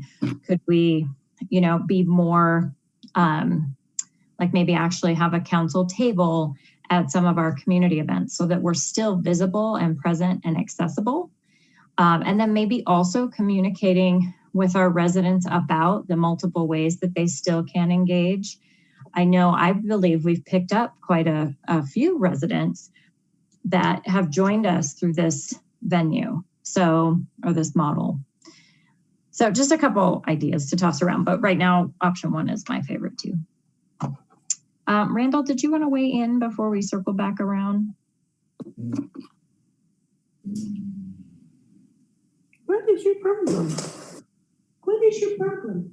I did earlier, but I put my hand down. But upon listening, I was leaning towards 3, but I'm leaning, in fact, I favor 1. I think consistency, uniformity, and conservatism with seeing what's going on with the disease and the virus leads to option 1. So I'm on board with option 1. Thank you. Okay. Councilmember Goff? Thank you, Mayor. I just wanted to add that to reinforce what you said, that my leaning towards option 1 has nothing to do with lack of resident engagement. In fact, it's really almost the opposite. Our Ward 3 meeting next month is going to be in person. That's what we really would like to do. It just seems that option 2 and 3 doesn't give the residents the benefit of coming and seeing us in person. So, you know, with that in mind, at least with option 1, again, we have the consistency, we have the opportunity to wait and see what is actually going to be happening so that we don't like start and then have to take steps backward. Yeah, so we want to hear from residents. I do hear from people. They call me, they email me, and it would be lovely to be able to see people in person. Councilmember Malika? I mean, I think, you know, if the council wants to go with option 1, that's fine. You know, I still support option 3 because I think, you know, we're gonna have to learn how to live with this virus eventually. And I think, honestly, we're gonna need to figure out the hybrid model of meeting anyway. I mean, it's just something we're gonna have to figure out eventually anyway. So all of this work is just gonna be happening. We're just kicking the can down the road. And that's okay if that's what the rest of the council wants to go. I think one of the biggest concerns I would like to see is is how can we have meetings with residents? And I feel like that's probably the biggest disservice. And I mean, even if we were doing like a hybrid meetings only for our regular meetings, so not study sessions, right? Because people can't do public comment on study sessions anyway. Then I think that gives the opportunity for people to be in person and express their views. Again, it goes down to could we have people in sooner, and why can't we in a safe way before that? So, I mean, we had a police ball on Friday, and everyone was there, and people hung out, and we wore masks, and I mean, it was fine. So I really want to make sure that we are having a really thorough conversation about why we can't see our residents in our chamber during a public comment period. So Julie, can I ask you a question? Because here's a couple of things I heard. And so the first thing was the flexibility of the hybrid model. And so does it make sense to either bring back at a soon discussion item or study session our electronics participation policy? Because right now it's very limited and doesn't fit the hybrid. So that was the first thing I heard. And the second thing is perhaps you're in favor of option one, but just sooner than August. Is that what I'm hearing? Yeah, I mean, I think for those who want to come back and who can have, the public come into council chambers and express their views the way they want. I mean, that's why I think option 3 would be good, because I don't want to put that expectation on people who are on council members who aren't ready to come back. And so that's why I keep pushing for option 3 versus like an option 2. Well, now I'm confused. Anyway, option 3 is the hybrid option. I think there's too many options. Because I personally would be comfortable coming back to my dais. I'll wear my mask. I have my plexiglass on, if possible, side of my places. And that way, if the public wants to come in and talk to somebody on council, I'm in my cube. And I can safely do that.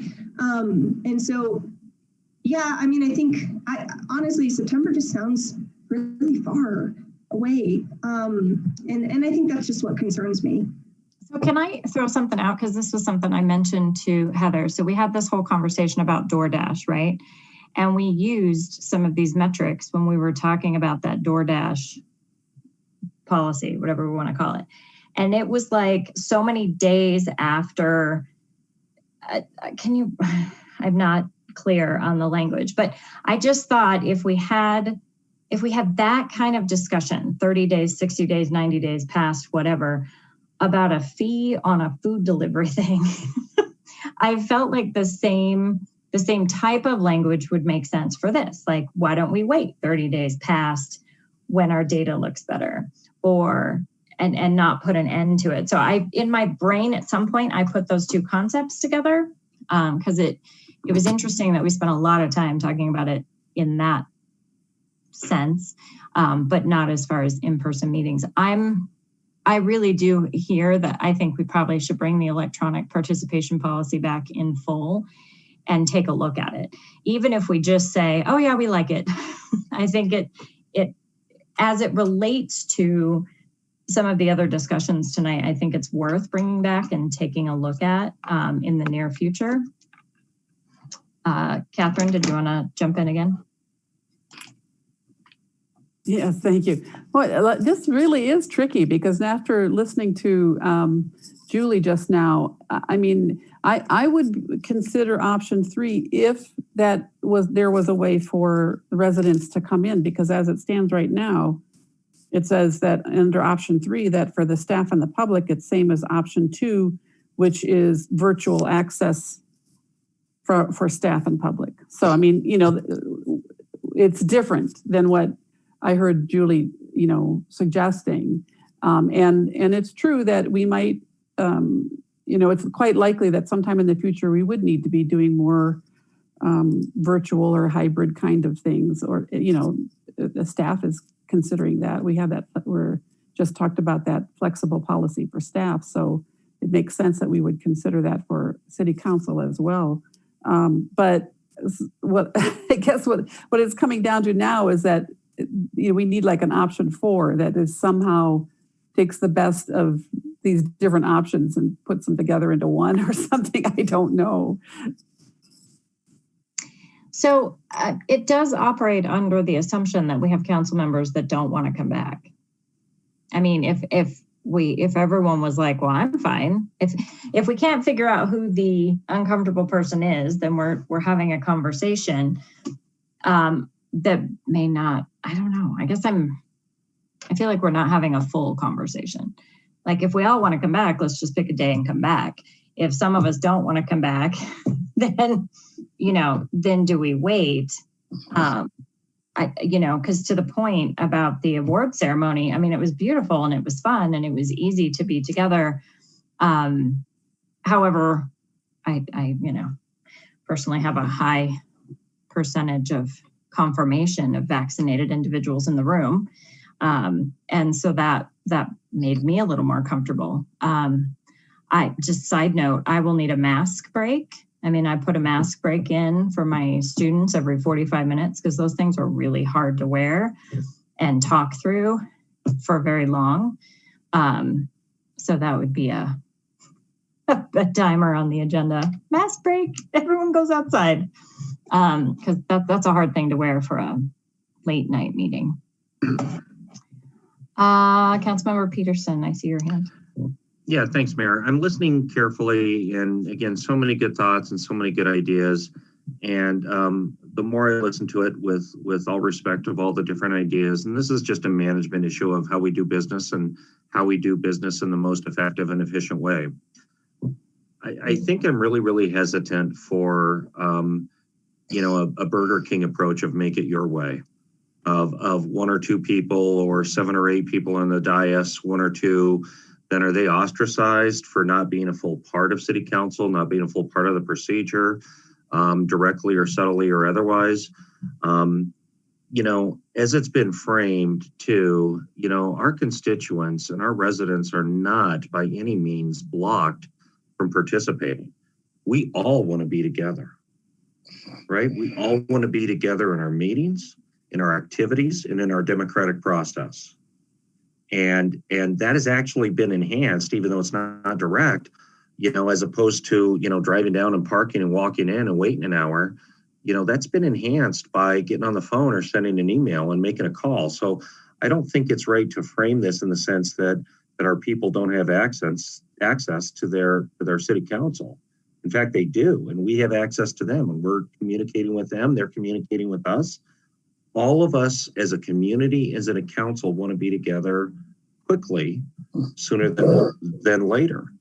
The more and more I think about this, and again, early on, I was really, really in favor of option 3. I thought, okay, that works for everybody, right? That works for everybody. But will it work for everybody? 1 person's on the dais, 7 persons on the dais, 1 person's at home on their computer.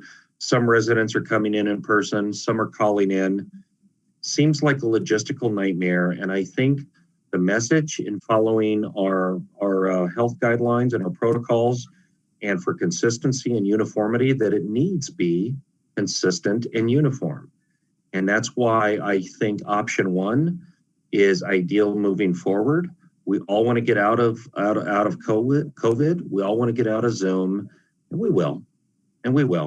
But option 1 is the best way of getting there the soonest as possible. And it still ensures everything that we do works.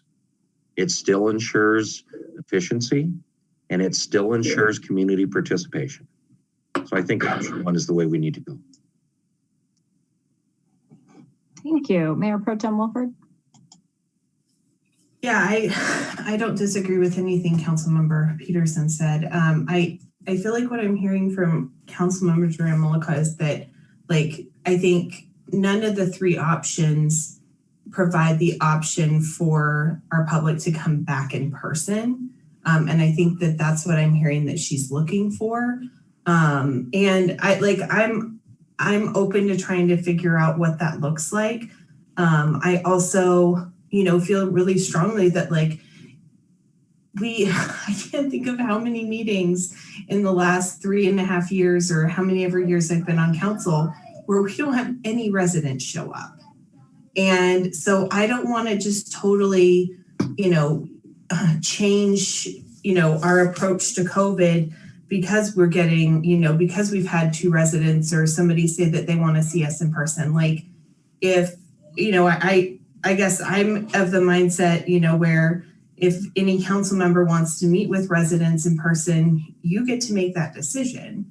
I just, I've been really surprised in that over the last year where we've had remote meetings, it's definitely brought new folks out of the woodwork, people that I haven't seen engaged with council before, who, because we're remote, are able to participate in a way that they haven't before, whether it be, because they're providing care for an elder parent or kids, or their work schedule's funky and they just can't get here. Like, I think it's brought a lot of really good things to the table as well. And I just, I'm not saying that we should avoid our residents, because that's not what I want at all. But I like the reality that, like, we're having this conversation and that we're realizing that there are a lot of ways to do this that are all good, and that there are still some things missing here. And I'm okay with this approach not being perfect. I'm still very much in favor of option number 1, with the full commitment that, aside from our May ward meeting, I definitely would love to look at some ward meetings in person this summer in a park. We probably try and carry forward Councilmember Escobar's ice cream in the park in July or in August or something like that, because that's always one of our fun ward meetings. But I'm just going to continue to try and identify ways to engage with folks in person outside in the summer. And I guess, the thing that I haven't said here is that, part of the reason I'm really interested in option number 1 is because I am having a baby in 2 weeks. And, there's no guarantee that the child that I have is going to have antibodies. And so it's really important to me that I don't get sick, even though I have been vaccinated, right? Like, there are just too many unknowns. And so for me, it's really, the reason that I'm choosing and advocating for option 1 is just really personal. So I guess I just wanted to share that with you all. 2 weeks, that's so fast. Can't come fast enough, honestly. Not seeing a baby bump. Baby bump. Right. Councilmember Malika, did you have your hand up again? Do you have? Yeah, I wasn't sure if it was previous. Yeah, and I just want to make it clear, if the majority of you guys want to go with option 1, it is what it is, and that's fine. I only have a quick question, and I guess maybe this is for Heather, just to clearly say, why can't we have the public in sooner? Is there any specific regulation or word, anything that won't allow us to have the public in council chambers in a safe way? No regulation. I think it would, we'd have to look at how best do we do that. So that's why I didn't build it into one of the third option, because it's, for lack of a better way to say it, trickier in terms of how do we keep them safe. And, it's that balancing between between staff and council, if there's virtual and in person, and then you're inviting public to come in person. It's just trickier from my perspective, not doable. Just we'd have to figure it out.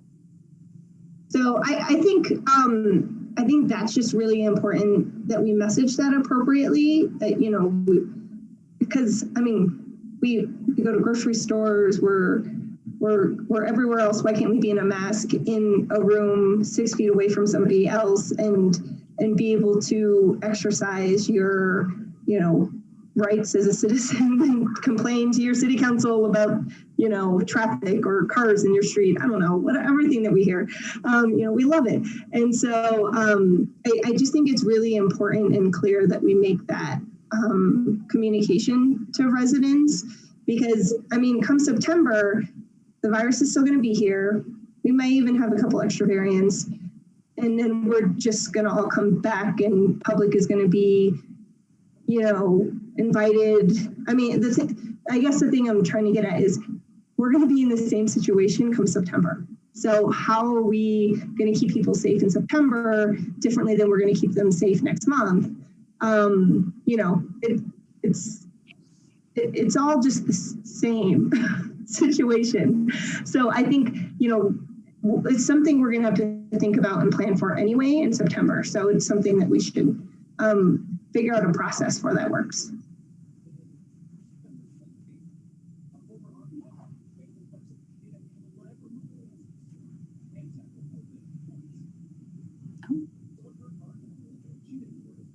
Heather, can you hear me? Yeah, you're a little soft, but I can hear you. Out of nowhere. Okay, sorry. Okay, I wasn't sure if you're waving at me or somebody else.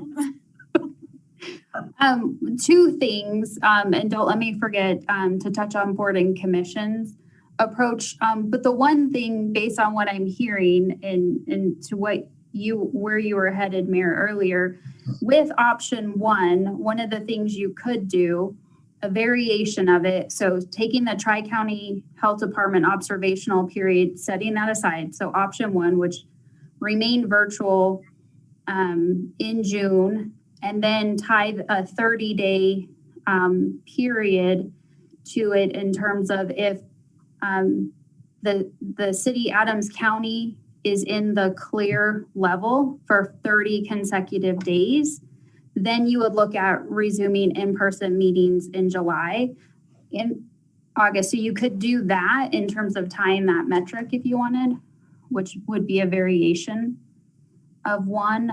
So I wanted to suggest that for council's reaction if you're interested in that, rather than using the Tri-County Health Department observational period, which is the more extended. When we did the food delivery fee cap, we did a 30 consecutive days of retail food establishments being authorized by the state and Tri-County Health Department at operating at 100% capacity. So you could tie it to level clear, 30 days consecutive level clear. Volume all messed up. Yeah, we can't hear you. Out of the blue, like I've been fine, I thought. Jenny? Your speaker settings. I didn't touch them.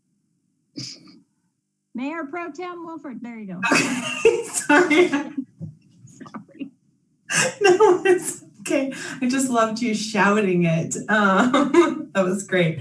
I wonder if, since we're going to be bringing back the electronic participation policy, I wonder if we could also have a conversation there about like the way that we want future council meetings to like flow and work, right? Because like, it seems like since we've had so many residents want to participate virtually, and we've also had residents that want to participate in person, like maybe we could and should be talking about like, how do we make council meetings accessible to everybody in the future?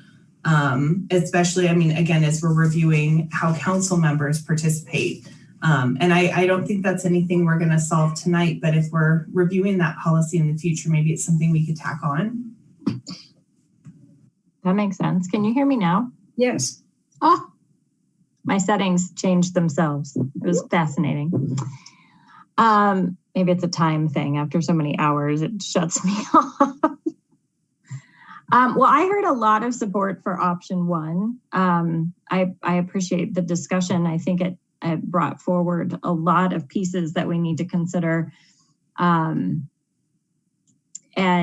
But I did hear quite a bit of support for option one. I know we keep circling around, but I would say we move forward right now, but also reevaluating the electronic participation policy, or at least, bringing it up soon so we can consider it. A couple things, last minute things. I don't want to be the city that does this in a weird way. Like, I'm not going to call any city out, but I was reading that summary in the memo and they wear their masks only unless they're speaking. When you're speaking is when the germs are flying out of your mouth. Why?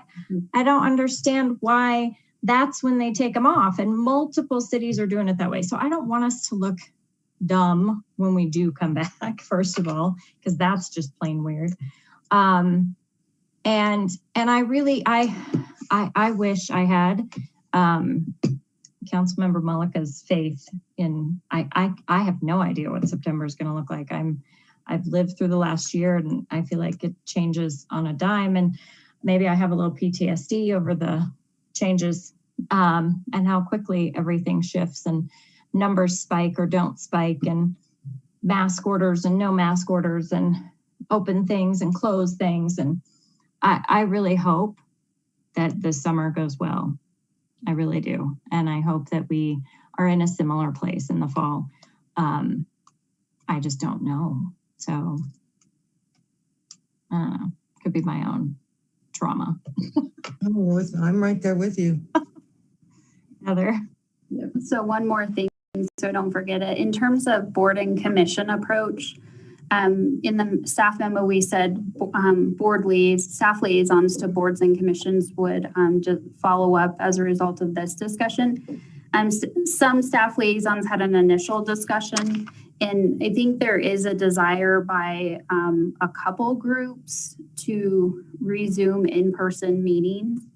So if council would be supportive of a hybrid approach with them, that would be something I'd like feedback on tonight. For example, DICE board had a discussion about potentially resuming in June. CCPP is hoping to begin meeting in person May 11th. In keeping in mind that if they do, they would be under the guidance of the public health order in order to do that. And then several of the other, Youth Commission has a desire to resume in person, and then several others would follow council lead. HEAL has a desire to continue to meet virtually. And I think that's an example where the flexibility for that committee just works with the virtual space. And Joanna, did I miss anything based on our discussion at the staff level that you would add? Not regarding boards and commissions, but I do have a couple thoughts that I'd like to share if possible. Primarily about bringing back the electronic participation policy. If it's council's desire to bring that back, to revise the policy, to give council more flexibility, I did want to just offer that council's flexibility may be impacted by those quasi-judicial hearings and applications that we have. So, I don't know if it could be a scheduling issue or what the expectation would be, but I wanted council just to keep it in the back of your minds that we do have land use matters as developments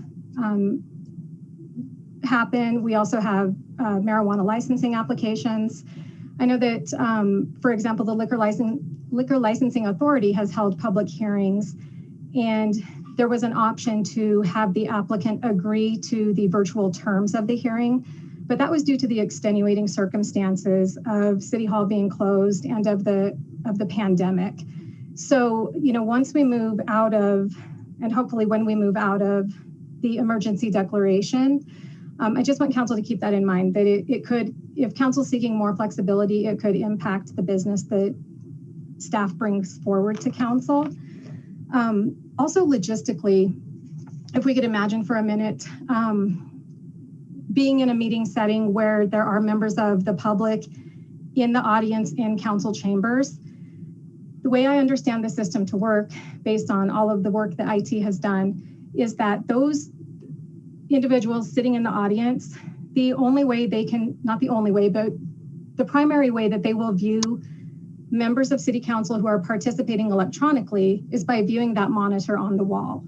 So unless they have a personal device with them, they will be relying on that monitor to view the council members who are participating remotely. So it's really, the less council members that participate remotely, the better, if we're worried about members of the public being able to see council, if that visual aspect is a concern. So I wanted to also offer that. I did want to just touch briefly on staff's recommendation, since public participation has been brought up.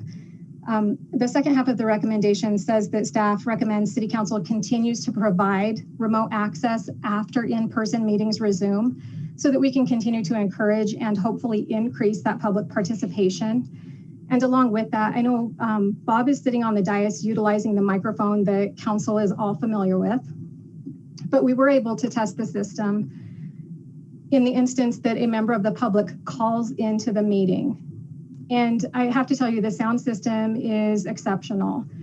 If a member of the public dials in, they're not connected to the Ring Central meeting by video, but they're only connected by phone, they can hear all of council's discussion in council chambers very, very well. It's very clear. And on the flip side of that, City Council will be able to hear any public comment that is provided over the telephone very clear. So that will be something new and different, but it's definitely a bonus based on the system that IT has installed down there and the upgrade. So I just wanted to throw those out just to keep in mind as we move forward with the electronic part of this. Thank you. Okay. So I think the question was, did you have you had nothing for the boards and commissions question. Okay. No, our boards will follow the suit of council. Okay. And Heather, I wanted to clarify, you used the word hybrid. Now, did you mean like, I don't think hybrid is the word. Is it like apply for a variance? They have special flexibility that doesn't, the word hybrid threw me off. Okay, scratch hybrid. Some boards and commissions meet in person. Some boards and commissions remain virtual. Perfect. I don't know what word that is, but Randall. I don't either, which is why I described it as such. Thank you. Randall, you had your hand up. No, changed your mind. Okay, Councilmember Malika. Oh, what was I going to say? Oh, sorry, it was a long time ago, but you know, I think Heather, you asked, does council support DICE and other groups meeting in person? If they want to, yeah. If they want to. I support that. I think that there's probably a way to do that safely, as long as, you know, everyone has enough space, we're wearing masks and things like that. I mean, our state legislators have been working together arm in arm for months, so I don't see why not. Councilmember Goff. Thank you, Mayor. Yeah, I just want to bring forward the DICE board discussion was possibly in June, because I think most of the people there were anticipating we could meet outdoors.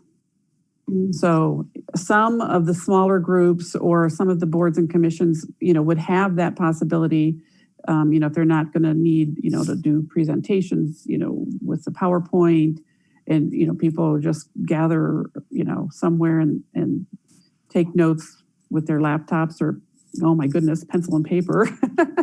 And so that, I think, was a discussion, because of course, you know, everybody wants to stay safe and wants to keep other people safe.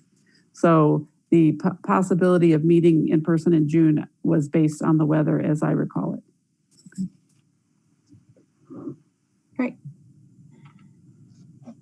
I don't see any more hands, Heather. I'm guessing that you have no opposition to that idea. Thank you. All righty. Well, thank you, everybody. That is the last meeting, possibly Antonio's last study session. What? Jenny, good luck, and I hope that you either have the baby early or at least on time. Good luck with that. And then let us all know and send us all a picture, please. Thanks, Becky. I will. And don't worry, I should be here for the next 2 Do we meetings. know the sex of the baby, Jenny? Yeah, we're having a